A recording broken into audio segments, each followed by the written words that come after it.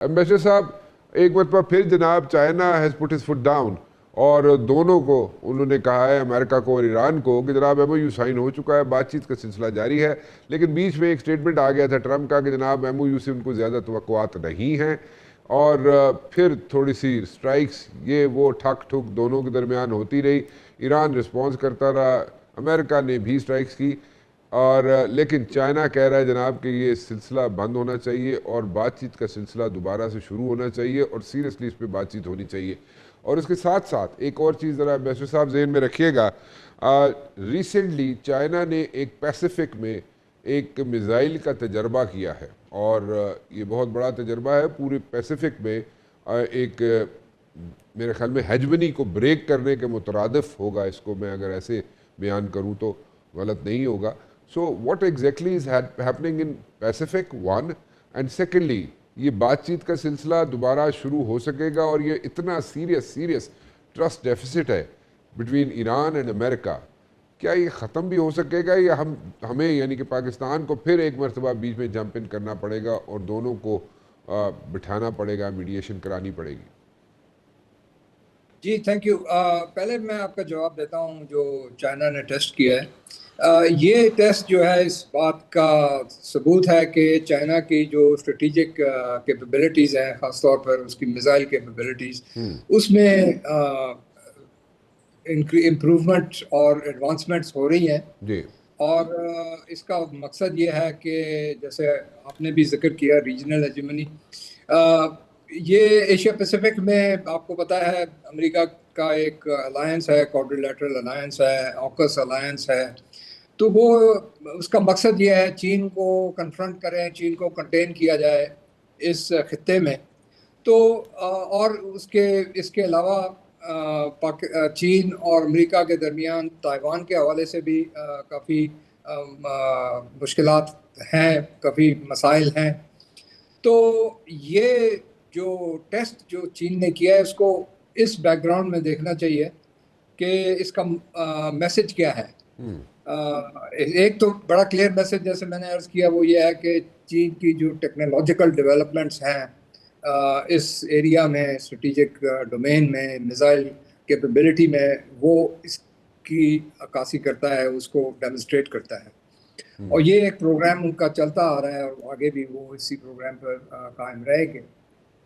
दूसरा ये है कि इसका सिग्नल है कि जी आप अब हमारे साथ इस किस्म की कन्फ्रंटेशन नहीं कर सकते हैं। ठीक। और अगर कन्फ्रंटेशन करना है तो फिर ये आपको इसका सामना करना पड़ेगा जो हमने डेमोन्स्ट्रेट किया है। तो बेहतर ये है कि आप हमारे साथ बातचीत करें और हमारे साथ कोई कन्फ्रंटेशन के बजाय कोऑपरेशन करें, जो प्रेसिडेंट शी ने प्रेसिडेंट ट्रंप को बड़े साफ अल्फाजों में ये वाजे किया जब प्रेसिडेंट ट्रंप बीजिंग गए थे। तो उन्होंने एक कंस्ट्रक्टिव स्ट्रेटेजिक पार्टनरशिप का भी प्रपोजल दिया उस वक्त, और जिसको सदर ट्रंप ने माना है। तो देखना यह है कि आगे जाके अमेरिका का रद्द-ए-अमल क्या होता है, उसका बिहेवियर क्या होता है ताइवान के ऊपर, पूरे इस एशिया पैसिफिक रीजन पे। और एक तरफ से कोऑपरेशन का ऑप्शन है, दूसरी तरफ कन्फ्रंटेशन का ऑप्शन है। तो चीन ने अभी वाजे कर दिया है कि हम दोनों चीज़ों के लिए तैयार हैं, अगर आप जो चाहते हैं वो हम आपका जवाब देंगे। दूसरी बात आपने एक मिनट आपको यहाँ पे मैं I am sorry, I am going to cut you over here.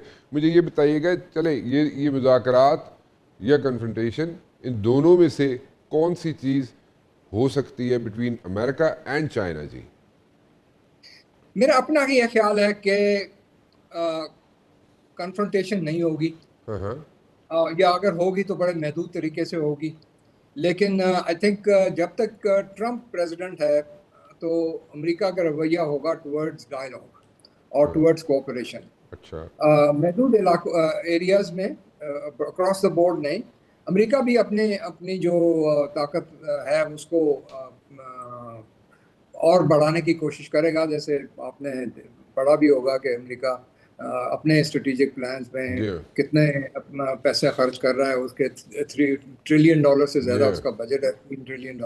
तो वो दोनों तरफ से, हर तरफ से ये जो है ग्रेट पावर्स वो अपनी ताकत को तो बढ़ाएंगे, लेकिन ساتھ ساتھ میرا خیال ہے امریکہ اور چین دونوں چاہتے ہیں کہ مذاکرات کے تھرو جو بھی ایریاز آف کانفلکٹ ہیں یا ڈفرینسز ہیں چیلنجز ہیں ان کو مینیج کیا جائے اور جن ایریاز میں کوآپریشن ہو سکتی ہے اس میں کوآپریٹ بھی کریں. یہ کب میرا خیال ہے کتنا جلدی ہو سکتا ہے کہ یہ نیگوسیشن شروع ہو جائے between China and America G?